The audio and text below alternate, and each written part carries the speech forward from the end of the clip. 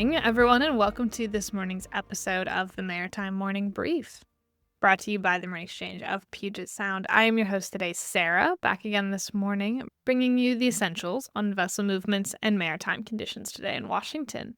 It is Friday, May 16th, 2025 today. Happy Friday. We are expecting the arrival of 8 vessels today, which is expected to include 1 bulker, 3 tankers, 1 container, 1 general cargo, 1 passenger vessel, and 1 vehicle carrier. We're also expecting the departure of 4 vessels, including 2 tankers, 1 container, and 1 passenger.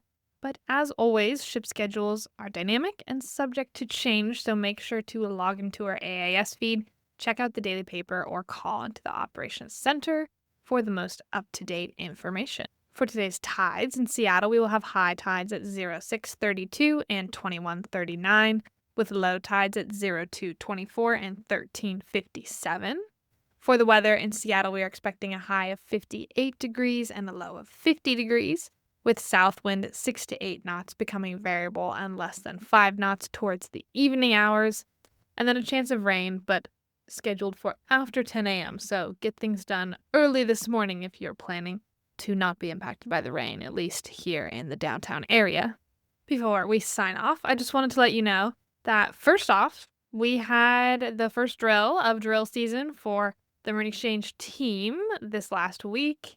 It was a great time, and, drill season is kind of very special, exciting, chaotic, fun adventure. So we look forward to doing more of those this year, of course. And we also met with the Port of Seattle this week to discuss that, surprise, surprise, if you're listening to this podcast, you know, but apparently some people don't, that the port is not a ghost town. The port is still functioning, still doing many, many arrivals, many, many functions for our maritime industry and for the greater community. Everything is connected to maritime, and just because we are living in a time of uncertainty doesn't mean the port has stopped functioning. So we had them into our office to kind of discuss how we can help share that with the people who don't know that. And so we'll be working closely with them to help get that message out in the coming weeks and, as everything around these uncertain times continues to change. So we are working on that. That is all I have got for you today. So with that, I'm going to sign off. Thank you so much for joining me for another episode of the Maritime Morning Brief. If you enjoyed the report, don't forget to subscribe and share, and we look forward to seeing you all again bright and early tomorrow morning.